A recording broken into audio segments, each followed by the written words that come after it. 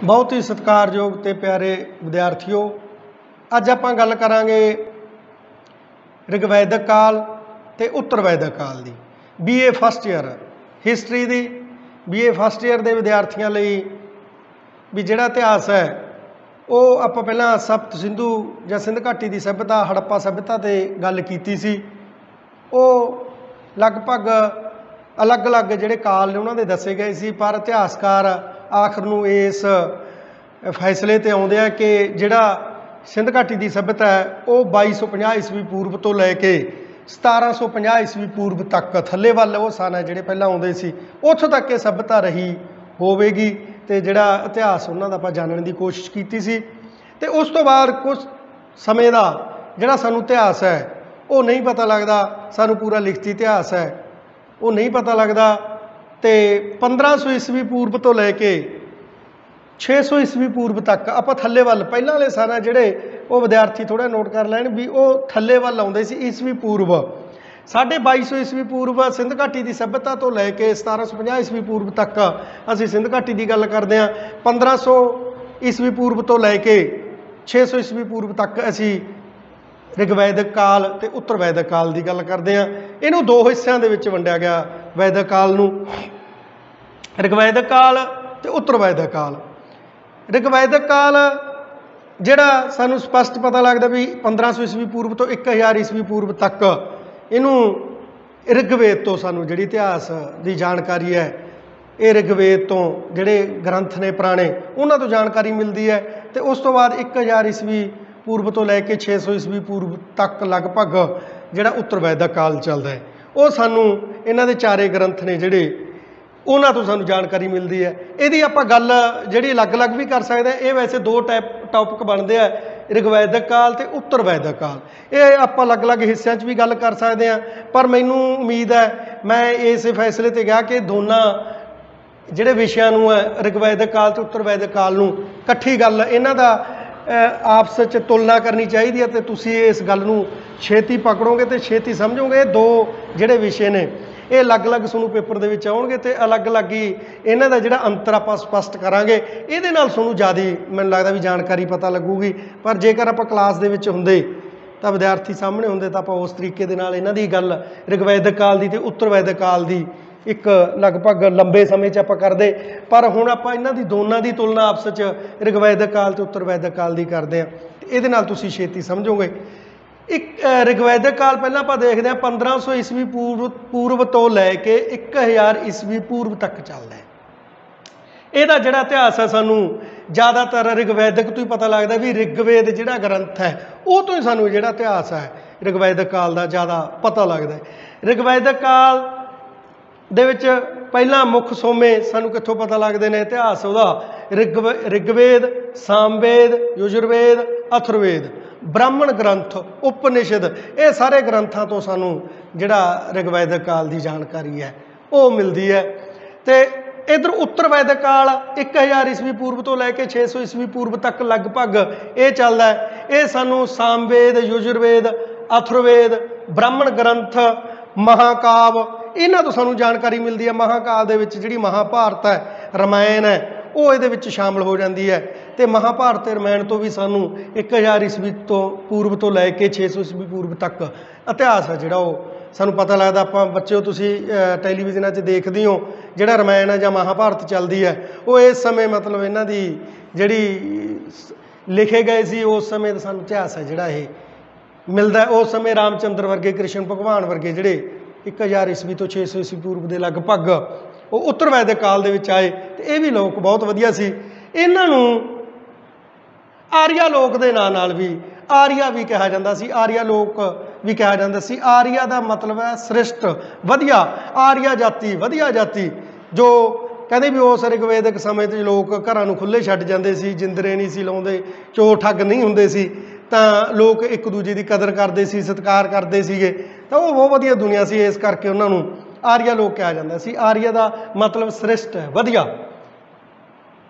आर्या लोक कहंदे इन्हां दे स्थान अलग अलग मन्ने गए ने भी आर्या लोक भारत च किवें प्रवेश किया।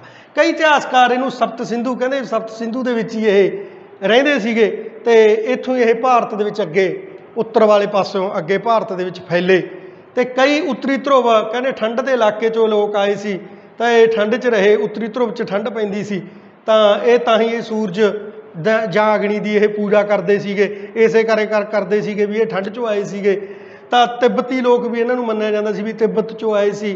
पर सारियां गल्लां जिहड़े इतिहासकार ने ये इन्हां दीयां किताबां दे नाल मेल जोल तां खांदियां, कई गल्लां ऋग्वेद नाल मेल जोल खांदियां। जे कई गल्लां ऋग्वेद नाल मेल जोल खांदियां तां उन्हां दी आम जिंदगी दे विच मेल नहीं खांदियां। जे आम जिंदगी दे विच मेल खांदियां तां इन्हां ग्रंथां दे विच ओह गल्लां मेल नहीं खांदियां। इस करके इतिहासकार ने जिहड़े सही फैसले ते ना पहुँच सके ते आखिर नूं मैक्स मूलर जिहड़ा इतिहासकार सी उहने ये अंदाज़ा लाया भी मध्य एशिया दे अध चों ये जाति मध्य एशिया चों उठ के भारत दे विच प्रवेश किया। पहला ये इत्थे सिंध के इलाके च रही तो फिर ये आर्या जाति अगे हौली हौली ये भारत वाल फैलती गई तो अगे भारत च ने उत्तरी भारत के सारे इलाके ते कब्जा किया। तां इस करके आपां इन्हां दे जिहड़ा ऋग्वैदिक काल च लोग सप्त सिंधु तक ही ये जिहड़ा पहुँचे सीगे ते उत्तर वैदिक काल दे विच ये प्रसार इन्हां दा गंगा जमुना दुआब तक अगे तक फैल चुका सी। 1000 ईस्वी पूर्व तो 600 ईस्वी पूर्व तक अगे वाल ये पहुँच गए सी। उत्थे राजे महाराजे बहुत विस्तार किया, उन्होंने राज भाग नूं बहुत वड्डा किया। तो ऋग्वैदिक काल दे विच ये सिंध के इलाके च सी, ये थोड़े इलाके च फैले हुए सी। तो 1000 ईस्वी तो लैके ईस्वी पूर्व तो लैके 600 ईस्वी पूर्व तक ये ज़्यादा फैले तो उन्होंने असीं उत्तर वैदिक काल के नाल जानते हैं, जिहदे विच रामायण महाभारत उपनिषद ऋग्वेद सामवेद यजुर्वेद अथर्वेद इन्हां तो सानूं ये सारे सोमे ने साडे कोल इतिहास दे जिन्हां तो जानकारी मिलती है। तो इन्हां मुताबक ही असीं गल कर सकते हैं। उन्हां दा समाजिक जीवन है जिहड़ा ऋग्वैदिक काल दा वो लोग रहिंदे किवें सी ते उत्तर वैदिक काल 1000 ईस्वी पूर्व तो 600 ईस्वी पूर्व वाल थल्ले वाल आउणे आ तां उन्हां दा समाजिक जीवन किहो जिहा सी। ते ऋग्वैदिक कालिआं दा ऋग्वैदिक काल वालिआं ने 1500 ईस्वी पूर्व तो 1000 ईस्वी पूर्व तक इन्हां दा समाजिक जीवन किवें सी ये आपां तुलना करदे हां। पहला सब तो पहला समाजिक जीवन च जो समाज च असीं रहने आ उन्होंने समाजिक जीवन कहने आ। की असीं खाने पीने आ, की पहनते आ, किहे जे साडे परिवार सी उन्होंने असीं समाजिक जीवन कहने आ। आर्थिक जीवन च असीं आप पैसे टके दा जां वपार है जां खेतीबाड़ी है वो किस तरह का उन्होंने आर्थिक जीवन किहो जिहा सी उहदे विचार करते हैं। राजनीतिक जीवन दे विच असीं राजे महाराजिਆਂ बारे मंत्रियों बारे उन्होंने सभा समतियां पंचायतों बारे वो असीं राजनीतिक जीवन च गल करते हैं। सब तो पहले असीं समाजिक जीवन च गल करते हैं दोनों तरह की ऋग्वैदिक काल च उत्तर वैदिक काल च परिवार। सब तो पहला परिवार आ जाता है।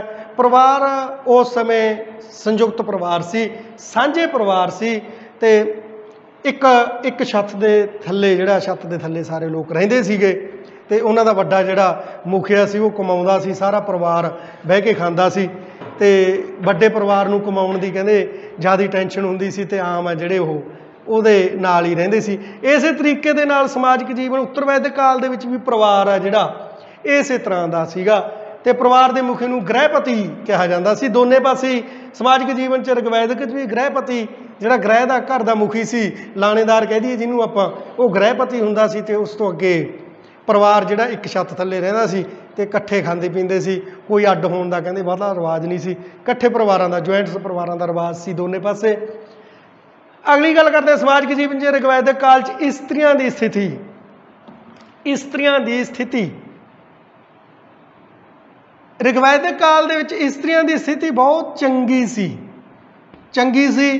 इस्त्रियां दा सत्कार किया जाता सी, इस्त्रियां दा मान सत्कार किया जाता सी, इस्त्रियां नूं पैर दी जुत्ती नहीं समझिया जाता सी, उन्हां दा हरेक कामां दे विच भागीदारी हुंदी सी ते उन्हां दा बराबर सत्कार किया जाता सी ते हरेक काम दे विच इस्त्रियां दी राय लई जाती सी। पर हौली हौली इस्त्रियां दी स्थिति है जिहड़ी उत्तर वैदिक काल च 1000 ईस्वी पूर्व तो लैके 600 ईस्वी पूर्व दे लगभग तक इस्त्रियां दी स्थिति है जिहड़ी वो बहुत माड़ी हो गई सी। जिहड़ा पर रामायण महाभारत दे विच जाके देखदे आ क्योंकि उस समय ब्राह्मणों का राज हो गया सी, ब्राह्मण खत्तरी वैश्य ते शूद्रां का राज हो गया सी ते इस्त्रियां नूं पैर दी जुत्ती समझिया जाता सी। उन्हां तो पैर घटाए जाते सी, पैरां नूं धो के उन्हां दे पति सी वो पैर धो पींदियां सीगियां ब्राह्मणां दे, उन्हां दियां इस्त्रियां सी घर वालियां सी जिहड़ियां ते इस्त्री नूं पैर दी जुत्ती समझण करके ਜਿਹੜਾ ਇਸਤਰੀਆਂ ਦੀ ਸਥਿਤੀ ਜਿਹੜੀ ਬਹੁਤ ਤਰਸਯੋਗ ਹੋ ਗਈ ਸੀ ਤੇ ਬਹੁਤ ਮਾੜੀ ਹੋ ਗਈ ਸੀ। ਇਸ ਤਰੀਕੇ ਨਾਲ ਉਸ ਤੋਂ ਬਾਅਦ ਇਸਤਰੀਆਂ ਦੀ ਸਥਿਤੀ 600 ਈਸਵੀ ਪੂਰਵ ਤੋਂ ਲਗਭਗ ਥੱਲੇ ਵੱਲ ਆਉਣੇ ਤਾਂ ਜੈਨ ਧਰਮ ਜਿਹੜਾ ਮਹਾਵੀਰ ਜੈਨ ਆਇਆ, ਉਹ ਮਹਾਨ ਮਹਾਪੁਰਸ਼ ਪੈਦਾ ਹੋਇਆ, ਉਹਨੇ ਜਾ ਕੇ ਇਸਤਰੀਆਂ ਦੀ ਸਥਿਤੀ ਸੁਧਾਰੀ ਤੇ ਬ੍ਰਾਹਮਣਾਂ ਨੂੰ ਇੱਕ ਗੁੱਠ ਲਾਇਆ ਤੇ ਸਾਰਿਆਂ ਨੂੰ ਸਿੱਧੇ ਰਸਤੇ ਪਾਇਆ। ਜੈਨ ਧਰਮ ਤੋਂ ਬਾਅਦ ਬੁੱਧ ਧਰਮ ਆਉਂਦਾ, ਉਹ ਆਪਾਂ ਅੱਗੇ ਗੱਲ ਕਰਾਂਗੇ। ਤਾਂ ਉਸ ਸਮੇਂ ਇਸਤਰੀਆਂ ਦੀ ਸਥਿਤੀ ਬਹੁਤ ਮਾੜੀ ਹੋ ਗਈ ਸੀ। ਅੱਗੇ ਆਪਾਂ ਗੱਲ ਕਰਦੇ ਹਾਂ ਜਾਤੀ ਪ੍ਰਥਾ। ਜਾਤੀ ਪ੍ਰਥਾ ਜਿਹੜੀ ਰਿਗਵੈਦਕ ਕਾਲ ਦੇ ਵਿੱਚ ਜਾਤੀ ਪ੍ਰਥਾ ਹੈ, ਉਹ ਕਿੱਤੇ ਦੇ ਆਧਾਰ ਤੇ ਹੁੰਦੀ ਸੀ। ਜਾਤੀ ਪ੍ਰਥਾ ਕਿੱਤੇ ਦੇ ਆਧਾਰ ਤੇ ਕਿਵੇਂ ਹੁੰਦੀ ਸੀ? ਜੇਕਰ ਕੋਈ ਮਤਲਬ ਵੀ ਤਰਖਾਣ ਦਾ ਕੰਮ ਕਰਦਾ ਸੀ, ਲੱਕੜ ਦਾ ਕੰਮ ਕਰਦਾ ਸੀ, ਉਹਨੂੰ ਤਰਖਾਣ ਕਿਹਾ ਜਾਂਦਾ ਸੀ। ਲੋਹਾਰ ਨੂੰ, ਲੋਹੇ ਵਾਲੇ ਨੂੰ ਲੋਹਾਰ ਦਾ ਦਰਜਾ ਦਿੱਤਾ ਜਾਂਦਾ ਸੀ। ਜਾਂ ਸੋਨੇ ਦਾ ਕੰਮ ਕਰਦਾ ਸੀ, ਸੁਨਿਆਰ ਕਿਹਾ ਜਾਂਦਾ ਸੀ। ਤਾਂ ਇਸ ਤਰੀਕੇ ਦੇ ਨਾਲ ਕਿੱਤੇ ਦੇ ਆਧਾਰ ਤੇ ਜਾਤੀ ਪ੍ਰਥਾ ਸੀਗੀ ਤੇ ਉਹਨਾਂ ਨੂੰ ਕਿੱਤਿਆਂ ਦੇ ਆਧਾਰ ਤੇ ਵੰਡਿਆ ਹੋਇਆ ਸੀ। ਤੇ ਉਹਦੇ ਵਿੱਚ ਕੋਈ ਬਾਹਲੀ ਮਤਲਬ ਵੀ ਊਚ ਨੀਚ ਨਹੀਂ ਸੀ, ਸਾਰੇ ਬਰਾਬਰ ਹੀ ਸੀਗੇ ਤੇ ਜਾਤੀ ਪ੍ਰਥਾ ਇੰਨੀ ਕਠੋਰ ਨਹੀਂ ਸੀ। ਪਰ 1000 ਈਸਵੀ ਤੋਂ 600 ਈਸਵੀ ਪੂਰਵ ਤੱਕ ਜਿਹੜੀ ਜਾਤੀ ਪ੍ਰਥਾ ਹੈ ਉਹ ਬਹੁਤ ਕਠੋਰ ਹੋ ਗਈ ਸੀ। ਜਾਤੀ ਪ੍ਰਥਾ ਇਹਦੇ ਵਿੱਚ ਬ੍ਰਾਹਮਣ, ਕਸ਼ਤਰੀ, ਵੈਸ਼, ਸ਼ੂਦਰ, ਬ੍ਰਾਹਮਣ, ਕਸ਼ਤਰੀ, ਵੈਸ਼ ਤੇ ਸ਼ੂਦਰ, ਇਹਨਾਂ ਦਾ ਬੋਲਬਾਲਾ ਬਹੁਤ ਹੋ ਗਿਆ ਸੀ ਤੇ ਸਮਾਜ ਨੂੰ 4 ਜਾਤਾਂ ਦੇ ਵਿੱਚ ਵੰਡਿਆ ਗਿਆ ਸੀ। ਬ੍ਰਾਹਮਣ, ਕਸ਼ਤਰੀ, ਵੈਸ਼ ਤੇ ਸ਼ੂਦਰ ਜਿਹੜਾ ਉੱਤਰ ਵੈਦਿਕ ਕਾਲ ਦੇ ਵਿੱਚ ਹੋ ਗਿਆ ਸੀ। ਇਹ ਬਹੁਤ ਘਿਨਾਉਣਾ ਅਪਰਾਧ ਹੋ ਗਿਆ ਸੀ ਤੇ ਲੋਕ ਬਹੁਤ ਦੁਖੀ ਹੋ ਗਏ ਸੀ, ਜਿਸ ਕਰਕੇ ਜੈਨ ਮਹਾਵੀਰ ਜੈਨ ਨੇ ਜੈਨ ਧਰਮ ਪ੍ਰਕਿਰਤਿਕ ਭਾਸ਼ਾ 'ਚ ਉਹਨੇ ਪ੍ਰਚਾਰ ਕੀਤਾ। ਸੁਧਾਰੇ ਲੋਕ ਮਹਾਤਮਾ ਬੁੱਧ ਨੇ ਜਿਹੜਾ ਪਾਲੀ ਭਾਸ਼ਾ 'ਚ ਪ੍ਰਚਾਰ ਕੀਤਾ, ਮਹਾਤਮਾ ਬੁੱਧ ਨੇ ਸੁਧਾਰੇ, ਉਹ ਆਪਾਂ ਅੱਗੇ ਜਾ ਕੇ ਗੱਲ ਕਰਾਂਗੇ। ਤੇ ਇਸ ਤਰੀਕੇ ਦੇ ਨਾਲ ਬ੍ਰਾਹਮਣ ਜਿਹੜੇ ਆਮ ਲੋਕਾਂ ਨਾਲ ਬਹੁਤ ਧੱਕਾ ਕਰਦੇ ਸੀਗੇ ਤੇ ਉਹਨਾਂ ਨੂੰ ਮਤਲਬ ਆਮ ਲੋਕਾਂ ਨੂੰ, ਜਿਹੜੇ ਸ਼ੂਦਰਾਂ ਨੂੰ, ਉਹਨਾਂ ਨੂੰ ਪੈਰ ਦੀ ਜੁੱਤੀ ਸਮਝਿਆ ਜਾਂਦਾ ਸੀ। ਤੇ ਇਸ ਤਰੀਕੇ ਦੇ ਨਾਲ ਜੇ ਮੈਂ ਤੁਹਾਨੂੰ ਸਿੱਧਾ ਜੀ ਇੱਕ ਉਦਾਹਰਨ ਦੇ ਦਾਂ ਵੀ ਜਾਤੀ ਪ੍ਰਥਾ ਬ੍ਰਾਹਮਣ, ਕਸ਼ਤਰੀ, ਵੈਸ਼ ਤੇ ਸ਼ੂਦਰ ਇੱਕ ਇਨਸਾਨ ਦੇ ਰੂਪ 'ਚ ਹੀ ਇਹਨਾਂ ਜਾਤਾਂ ਨੂੰ ਵੰਡਿਆ ਗਿਆ ਸੀ। ਕਹਿੰਦੇ ਵੀ ਇਨਸਾਨ ਦੇ ਰੂਪ 'ਚ ਇਸੇ ਤਰ੍ਹਾਂ ਹੀ ਇਨਸਾਨ ਜਨਮ ਲੈਂਦਾ ਤੇ ਇਸੇ ਤਰ੍ਹਾਂ ਹੀ ਮਰਦਾ। ਕਹਿੰਦੇ ਵੀ ਬ੍ਰਾਹਮਣ ਨੂੰ ਦਿਮਾਗ ਦਾ ਮਾਲਕ ਕਿਹਾ ਗਿਆ ਸੀ, ਵੀ ਜਿਹੜਾ ਬ੍ਰਾਹਮਣ ਹੈ ਉਹ ਦਿਮਾਗ ਹੈ, ਉਹ ਮਾਈਂਡ ਹੈ, ਉਹ ਜੋ ਦਿਮਾਗ ਨਾਲ ਕੰਮ ਕਰੂਗਾ ਉਹਨੂੰ ਬ੍ਰਾਹਮਣ ਕਿਹਾ ਜਾਊਗਾ। ਜਿਹੜੇ ਕਸ਼ਤਰੀ ਸੀ ਉਹ ਬਾਜੂ ਦੇ ਤੌਰ ਤੇ, ਡੌਲਿਆਂ ਦੇ ਤੌਰ ਤੇ ਉਹ ਲੜਾਈ ਝਗੜੇ ਕਰਦੇ ਸੀ, ਸੈਨਾ 'ਚ ਭਰਤੀ ਹੁੰਦੇ ਸੀ ਤੇ ਉਹਨਾਂ ਨੂੰ ਕਸ਼ਤਰੀ ਕਿਹਾ ਜਾਂਦਾ ਸੀ।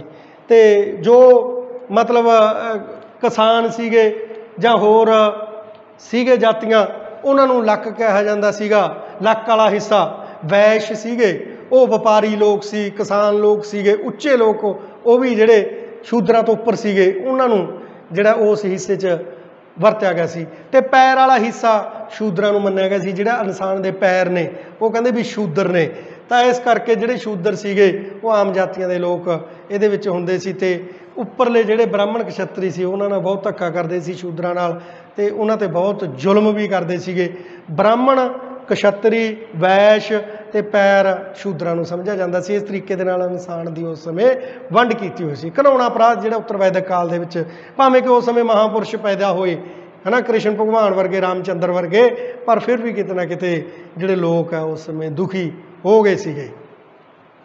ਅੱਗੇ ਆਪਾਂ ਗੱਲ ਕਰਦੇ ਹਾਂ ਸਿੱਖਿਆ ਜਿਹੜੀ ਉਸ ਸਮੇਂ ਨਿੱਜੀ ਰੂਪ ਦੇ ਵਿੱਚ ਦਿੱਤੀ ਜਾਂਦੀ ਸੀ, ਗੁਰੂਕੁਲਾਂ 'ਚ ਦਿੱਤੀ ਜਾਂਦੀ ਸੀ। ਤੇ ਜਿਹੜਾ ਵਿਦਿਆਰਥੀ ਸੀ ਉਹ ਆਪਦੇ ਗੁਰੂਆਂ ਕੋਲੇ ਜੰਗਲਾਂ ਦੇ ਵਿੱਚ ਰਹਿੰਦੇ ਸੀਗੇ ਤੇ ਜਦੋਂ ਉਹ ਸਿੱਖਿਆ ਪ੍ਰਾਪਤ ਕਰ ਲੈਂਦੇ ਸੀ ਤਾਂ ਉਹ ਗੁਰੂ ਨੂੰ ਦਕਸ਼ਨਾ ਦਿੰਦੇ ਸੀ ਤੇ ਗੁਰੂ ਦਕਸ਼ਨਾ ਦੇ ਰੂਪ 'ਚ ਕੁਛ ਵੀ ਮੰਗ ਸਕਦਾ ਸੀ। ਇਸ ਤਰੀਕੇ ਦੇ ਨਾਲ ਹੀ ਉੱਤਰ ਵੈਦਿਕ ਕਾਲ ਦੇ ਵਿੱਚ ਵੀ ਜਿਹੜੀ ਸਿੱਖਿਆ ਇਸੇ ਤਰ੍ਹਾਂ ਹੀ ਲਗਭਗ ਦਿੱਤੀ ਜਾਂਦੀ ਸੀ। ਪਹਿਰਾਵਾ ਉਸ ਸਮੇਂ ਸਾਦਾ ਸੀ। ਨੀਵੀਂ ਵਾਸ ਤੇ ਅਧਿਵਾਸ, ਨੀਵੀਂ ਵਾਸ ਅਧਿਵਾਸ, ਨੀਵੀਂ ਵਾਸ ਅਧਿਵਾਸ ਇਹ ਤਰੀਕੇ ਦੇ ਨਾਲ ਵੰਡਿਆ ਗਿਆ ਸੀ। ਕਹਿੰਦੇ ਨੀਵੀਂ ਦੇ ਵਿੱਚ ਕੱਪੜੇ ਜਾਂ ਅੰਦਰਲੇ ਕੱਪੜੇ ਸੀ, ਜਿਵੇਂ ਬਨੈਣ ਜਾਂ ਨਿੱਕਰ ਆ ਜਾਂਦੀ ਹੈ। ਵਾਸ ਦੇ ਵਿੱਚ ਜਿਹੜਾ ਸੀ ਲੱਕ ਤੋਂ ਥੱਲੇ ਜਾਂ ਧੋਤੀ ਚਾਦਰਾ ਪਹਿਨਦੇ ਆ, ਉਹ ਵਾਸ 'ਚ ਕੱਪੜੇ ਆ ਜਾਂਦੇ ਸੀ। ਅਧਿਵਾਸ ਦੇ ਵਿੱਚ ਜੋ ਅਸੀਂ ਧੜ ਤੋਂ ਉੱਪਰਲੇ ਪਾਸੇ ਕੱਪੜੇ ਪਹਿਨਦੇ ਆ, ਜਿਵੇਂ ਕੁੜਤਾ ਜਾਂ ਹੋਰ ਤਰੀਕੇ ਦੇ ਉੱਪਰਲੇ ਕੱਪੜੇ ਨੇ, ਉਹਨਾਂ ਨੂੰ ਅਧਿਵਾਸ ਕਿਹਾ ਜਾਂਦਾ ਸੀ। ਇਸ ਤਰੀਕੇ ਨਾਲ ਪਹਿਰਾਵਾ ਵੀ ਉਹਨਾਂ ਦੇ ਵਿੱਚ ਵੀ ਜਿਹੜਾ ਉੱਤਰ ਵੈਦਿਕ ਕਾਲ ਦੇ ਵਿੱਚ ਵੀ ਸਾਦਾ ਹੀ ਸੀਗਾ। ਭੋਜਨ ਰਿਗਵੈਦਿਕ ਕਾਲ ਦੇ ਵਿੱਚ ਬ੍ਰਾਹਮਣ, ਖੱਤਰੀ, ਹਿੰਦੂ ਲੋਕ ਆਪਾਂ ਮੰਨ ਲਈਏ ਵੀ ਹਿੰਦੂ ਲੋਕ ਸੀਗੇ ਤਾਂ ਜ਼ਿਆਦਾਤਰ ਉਹ ਮੀਟ ਸ਼ਰਾਬ ਤਾਂ ਜ਼ਿਆਦਾ ਹੁਣ भी नहीं पींदे खांदे ते पहलां भी नहीं सी पींदे खांदे। ते इस करके उन्हां दा भोजन जिहड़ा सादा हुंदा सी, कणक जौ चौल फल ते सब्जियां दी वरतों करदे सी। इस तरीके दे नाल इधर भी भोजन सादा, कणक जौ चौल ते फल सब्जियां दी जिहड़ी ओह आपदे खाने दे विच वरतों करदे सी। ते कुछ कुछ लोक, थोड़े ਜਿਹੇ लोक ही जिहड़े जां शराब शरूब की वरतों उस समय करते सीगे। राजनीतिक जीवन दे विच असीं ला लईए तां राजनीतिक जीवन ऋग्वैदिक काल दे नालों उत्तर वैदिक काल च ज़्यादा प्रफुल्लित होया। वो किवें होया? राजनीतिक जीवन च छोटियां छोटियां इकाइयां च परिवारां च वंडिया हुंदा सी। पहलां परिवार नूं, परिवार दे मुखी नूं गृहपति ग्रामणी कहा जांदा सी। कई परिवारां नूं मिल के एक पिंड बनदा सी, पिंड दे मुखी नूं ग्रामणी कहा जांदा सी, परिवार दे मुखी नूं गृहपति कहा जांदा सी। ते कई पिंडां नूं मिल के एक विश्व बनदा सी, उहनूं विश्वपति कहा जांदा सी उस समय राजनीतिक जीवन दे विच। तां इस दे तरीके दे नाल राजनीतिक जीवन दे विच इधरले पासे जो उत्तर वैदिक काल ज़्यादा फैल गया सी, तां उस समय राजे, वड्डे राजे होंद चाहे उन्होंने वड्डा साम्राज पैदा किया, उस समय मंत्री भी आए, विशाल ते शक्तिशाली साम्राज स्थापित किया। जग करते सी राजे, जग्गां दे नाल ओह चक्रवर्ती की उपाधि धारण करते सी, वड्डे वड्डे जग करके राजे। ते उन्हां दे जेठे पुੱਤ नूं जिहड़ा वड्डे पुੱਤ नूं गद्दी संभाई जांदी सी, उन्हां दे मंत्री हुंदे सी, पुरोहित हुंदे सी। पुरोहित मंत्री सब तो वड्डा सीगा, वो राजे दे नाल ही बहिंदा सी, ब्राह्मण हुंदा सी। पुरोहित तो सीधी मतलब पता लगदा सानूं भी ब्राह्मण नूं पुरोहित कहंदे आ। तां ब्राह्मण वो जो पुरोहित कह दिंदा सी राजे नूं, वो गल्लां राजा मंनदा सीगा। तां मंत्री दे अहुदिਆਂ 'ਚ सब तो ਉੱਚਾ ਅਹੁਦਾ ਜਿਹੜਾ पुरोहित ਦਾ ਹੁੰਦਾ ਸੀ। तां उस तो बाद दूजे मंत्री हुंदे सी। सभा दे समतियां भी हुंदियां सी, सभा 'ਚ छोटे थोड़े लोग हो जाते सी, समिति एक बहुत ज़्यादा लोगों का इकट्ठ वो समिति के रूप 'ਚ सी। उही जिहड़े फैसले आ लोगों के उही जिहड़े करदे सीगे। न्याय प्रबंध राजन करदा सी, पुरोहित करदे सी, ठीक है। तो इन्हां दा युद्ध करन दा ढंग सीगा जिहड़ा वो ऋग्वैदिक काल दे विच सैना बुला लैंदे सी मौके ते सैना रखी नहीं सी जांदी, पर उत्तर वैदिक काल दे विच राजिਆਂ ने सैना रखनी शुरू करती सी। ते आपां वड्डी सैना हुंदी सी, जिहदे विच पैदल सैनिक हुंदे सी, घोड़सवार सैनिक हुंदे सी, रथ हुंदे सी। तो इस तरीके दे नाल असीं देखदे हां, टैलीविजनां दे विच नाटक भी देखदे हां, रामायण जां महाभारत, उहदे विच वड्डे वड्डे रथ जां सैना हुंदी सी, उत्तर वैदिक काल दे विच हुंदी सी। ते वो जिहड़ा युद्ध करन दा ढंग सी भी वो सूरज मतलब चढ़न तो ਜਦੋਂ सूरज चढ़ जाता सी लड़ाई शुरू कर देंदे सी, ते जदों सूरज छिप जाता सी लड़ाई बंद कर देंदे सी। ते वो नेरे च मतलब भी किसी ते वार नहीं सी करदे, दिने दिने लड़ाई करदे सी। ते वो किसी दी पिठ ते वार भी नहीं सी करदे पिछे ते वो ललकार के कहंदे भी वो युद्ध जिहड़ा करदे सीगे। वो असीं देखदे हां नाटकां च भी, जदों सूरज अस्त हो जाता है, सूरज छिप जाता है, तां रथ आ जिहड़े उत्थे उत्थे महाभारत ते रामायण च देखदे हां रथ उत्थे ही रुक जाते हैं। वो इस तरीके नाल रुकदे ने भी जिहड़ा सूरज है छिप गया, हुण लड़ाई नहीं करनी, लड़ाई सुबह शुरू होगी जदों सूरज चढ़ गया। तां इस तरीके नाल इन्हां दी लड़ाई करन दे ढंग सीगे उस समय। आर्थिक जीवन दे विच पशु पालन, खेतीबाड़ी, घरेलू उद्योग, जिहदे विच असीं कह दीए भी तरखान का काम, जुलाहियां का काम, तो होर तरीके के कई काम सीगे। वणज ते वपार, वपार देसी ते विदेशी दोनों तरीकों नाल कीता जांदा सी। तां जिहड़ा वपार करन दा ढंग सी वो वस्तुआं दा वटांदरा ही कीता जांदा। पैसा टका तो उदों हुंदा नहीं सी, पैसों का वपार तो हुंदा नहीं सी, तां इस तरीके नाल वस्तुआं एक दूजे तो लै लैंदे सी। इस तरीके दे नाल उत्तर वैदिक काल दे विच भी वपार दा ढंग है जिहड़ा आर्थिक जीवन है उन्होंने इस तरह ही लगभग मिलता जुलता, इस तो ज़्यादा विकसित थोड़ा जिहा होया इस तरीके नाल ही सीगा। धार्मिक जीवन दे विच इन्हां दा सादा ते पवित्र जिहड़ा जीवन बतीत करते सीगे ऋग्वैदिक काल वाले, कुदरती शक्तियां नूं देवते मनदे सी। ते जिस तरीके दे नाल एक परमात्मा जी भावें इन्ने देवते 33 देवते सी ऋग्वैदिक काल दे विच, पर फिर भी वो जग बलियां करते सी, ते फिर भी वो एक परमात्मा च विश्वास रखते सीगे। वर्ण सब तो वड्डा देवता सी उन्हां दा इंद्र, जो पानी सिड़दा है, बरसात आउंदी है, इंद्र दा देवता कहंदे सी। अग्नि देवता अग दा देवता, रुद्र जिहड़ा तूफान लैके आउंदा है तां उहनूं रुद्र दा देवता। ते मंदिरां ते मूर्तियां दी उस समय अणहोंद सी, मंदिर ते मूर्तियां ऋग्वैदिक काल दे विच नहीं सी। ते वो कुदरती शक्तियां नूं परमात्मा मन के कुदरती शक्तियां नूं परमात्मा बनाया उन्होंने, ते जिस तरीके दे नाल उन्हां दी पूजा करते सी ते कुदरत नूं परमात्मा समझदे सी। जिस करके सानूं इतिहास तो एक लॉजिक भी पता लगदा है भी परमात्मा इंसान ने आप ही बनाया सी, ते परमात्मा नूं ਇਨਸਾਨ ਨੇ ਨਹੀਂ ਬਣਾਇਆ, ਇਨਸਾਨ ਹੀ ਹੌਲੀ ਹੌਲੀ ਪ੍ਰਮਾਤਮਾ ਨੂੰ ਲੀਕਦਾ ਗਿਆ। ਇਹ ਤੁਹਾਡੇ ਦਿਮਾਗ ਤੇ ਡਿਪੈਂਡ ਕਰਦਾ ਵੀ ਤੁਸੀਂ ਇਹ ਗੱਲ ਨੂੰ ਅਡਾਪਟ ਕਰਨਾ ਜਾਂ ਨਹੀਂ ਕਰਨਾ, ਇਹ ਮੈਂ ਤੁਹਾਡੇ ਤੇ ਛੱਡਦਾ। ਪਰ ਇੱਥੇ ਇਹਨਾਂ ਨੇ ਵਰਨ, ਇੰਦਰ, ਅਗਨੀ, ਰੁਦਰ, ਇਹ ਦੇਵਤੇ ਇਹਨਾਂ ਨੇ ਕੁਦਰਤੀ ਸ਼ਕਤੀਆਂ ਤੋਂ ਡਰਦਿਆਂ ਨੇ ਆਪਣੇ ਆਪ ਬਣਾਏ ਤੇ ਉਹਨਾਂ ਦੀ ਪੂਜਾ ਕਰਨੀ ਸ਼ੁਰੂ ਕੀਤੀ। ਤੇ ਉਸ ਤੋਂ ਬਾਅਦ ਮੰਦਰ ਤੇ ਮੂਰਤੀਆਂ ਦੀ ਹੋਂਦ ਜਿਹੜੀ ਉੱਤਰ ਵੈਦਿਕ ਕਾਲ ਦੇ ਵਿੱਚ ਆਈ। ਜਿਹੜਾ ਧਾਰਮਿਕ ਜੀਵਨ ਦੇ ਵਿੱਚ ਉਹਨਾਂ ਨੇ ਮੰਦਰਾਂ ਮਸੀਤਾਂ 'ਚ ਮੂਰਤੀਆਂ ਧਰੀਆਂ ਮੰਦਰਾਂ ਦੇ ਵਿੱਚ, ਤੇ ਮੰਦਰ ਬਣਾਏ ਆਰੀਆ ਲੋਕਾਂ ਨੇ, ਤਾਂ ਇਸ ਤਰੀਕੇ ਨਾਲ ਪੂਜਾ ਸ਼ੁਰੂ ਹੋ ਗਈ। ਤਾਂ ਆਰਥਿਕ ਜੀਵਨ ਦੇ ਵਿੱਚ ਵੀ ਇਹਨਾਂ ਦਾ ਪਸ਼ੂ ਪਾਲਣ, ਖੇਤੀਬਾੜੀ, ਘਰੇਲੂ ਉਦਯੋਗ, ਇਸ ਤਰੀਕੇ ਧਾਰਮਿਕ ਜੀਵਨ ਇਹ ਉੱਤਰ ਵੈਦਿਕ ਕਾਲ ਦੇ ਵਿੱਚ। ਰਿਗਵੈਦਿਕ ਕਾਲ ਦੇ ਵਿੱਚ ਧਾਰਮਿਕ ਜੀਵਨ ਸਾਦਾ ਸੀ, ਲੋਕ ਦੇਵੀ ਦੇਵਤਿਆਂ ਦੀ ਪੂਜਾ ਕਰਦੇ ਸੀ। ਵਰਨ, ਇੰਦਰ, ਰੁਦਰ, ਅਗਨੀ ਇਹਨਾਂ ਦੀ ਪੂਜਾ ਕਰਦੇ ਸੀ ਤੇ ਸੌਖੇ ਸੀਗੇ ਤੇ ਆਪਣੇ ਆਪ ਕਰਦੇ ਸੀ। ਤੇ ਜਦੋਂ ਮੀਂਹ ਆ ਜਾਂਦਾ ਸੀ ਜਾਂ ਮੀਂਹ ਨਹੀਂ ਸੀ ਆਉਂਦਾ, ਇੰਦਰ ਨੂੰ ਕਹਿੰਦੇ ਸੀ, ਹੇ ਪ੍ਰਮਾਤਮਾ ਇੰਦਰ ਦੇਵਤਾ ਸਾਡੇ ਤੇ ਮਤਲਬ ਵੀ ਮਿਹਰ ਦਾ ਹੱਥ ਕਰ, ਹੁਣ ਬਾਰਿਸ਼ ਕਰਦੇ, ਸਾਡੀਆਂ ਫਸਲਾਂ ਹੋਣੀਆਂ। ਤਾਂ ਇਸ ਤਰੀਕੇ ਨਾਲ ਸੌਖਾ ਜਿਹਾ ਜਿਹੜਾ ਧਾਰਮਿਕ ਜੀਵਨ ਸੀ। ਪਰ ਉੱਤਰ ਵੈਦਿਕ ਕਾਲ ਦੇ ਵਿੱਚ 1000 ਈਸਵੀ ਤੋਂ ਲੈ ਕੇ 600 ਈਸਵੀ ਪੂਰਵ ਦੇ ਵਿੱਚ ਉੱਤਰ ਵੈਦਿਕ ਕਾਲ ਦੇ ਵਿੱਚ ਇਹ ਬਹੁਤ ਜਟਲ ਹੋ ਗਿਆ ਧਾਰਮਿਕ ਜੀਵਨ, ਕਿਉਂਕਿ ਬ੍ਰਾਹਮਣ, ਖਸ਼ਤਰੀ, ਵੈਸ਼, ਸ਼ੂਦਰ ਜਾਤੀ ਆ ਗਈ। ਤਾਂ ਬ੍ਰਾਹਮਣਾਂ ਨੇ ਜਿਹੜਾ ਜਟਲ ਕਰਤਾ ਸਿਸਟਮ, ਜੱਗ ਬਲੀਆਂ, ਹਵਨ ਬਹੁਤ ਮਹਿੰਗੇ ਹੋ ਗਏ, ਆਮ ਲੋਕਾਂ ਦੀ ਪਕੜ ਤੋਂ ਬਾਹਰ ਹੋ ਗਏ। ਤੇ ਇਸ ਤਰੀਕੇ ਦੇ ਨਾਲ ਜਿਹੜੇ ਮੂਰਤੀਆਂ ਦੇ ਮੰਦਰ, ਜਾਦੂ ਟੂਣੇ, ਜੱਗ ਬਲੀਆਂ, ਹਵਨ, ਆਵਾਗਾਉਣ ਦੇ ਚੱਕਰਾਂ 'ਚ ਪੰਡਤਾਂ ਨੇ ਪਾਉਣਾ ਸ਼ੁਰੂ ਕਰਤਾ ਤੇ ਲੋਕ ਇਹ ਤੋਂ ਬਹੁਤ ਤੰਗ ਹੋ ਗਏ ਧਾਰਮਿਕ ਜੀਵਨ ਤੋਂ, ਵੀ ਇਹੋ ਜਿਹੇ ਜੀਵਨ ਤੋਂ ਅਸੀਂ ਕੀ ਲੈਣਾ ਜਿਹੜਾ ਸਾਨੂੰ ਇੰਨੇ ਮਹਿੰਗੇ ਹਵਨ ਤੇ ਜੱਗ ਬਲੀਆਂ ਜਦੋਂ ਉਹਨਾਂ ਨੂੰ ਕਰਨੀਆਂ ਪੈਂਦੀਆਂ ਸੀ ਤਾਂ ਉਹਨਾਂ ਦੇ ਕਹਿੰਦੇ ਵੀ ਦਿਮਾਗ 'ਤੇ ਲੋਡ ਪੈ ਜਾਂਦਾ ਸੀ ਵੀ ਇੰਨਾ ਖਰਚਾ ਕਿਵੇਂ ਕਰਾਂਗੇ। ਤਾਂ ਇਸ ਤਰੀਕੇ ਦੇ ਨਾਲ ਉਸ ਤੋਂ ਬਾਅਦ ਜੈਨ ਧਰਮ 6ਵੀਂ ਸਦੀ ਈਸਵੀ ਪੂਰਵ ਦੇ ਵਿੱਚ ਜੈਨ ਧਰਮ, ਮਹਾਂਵੀਰ ਜੈਨ ਨੇ ਜਨਮ ਲਿਆ।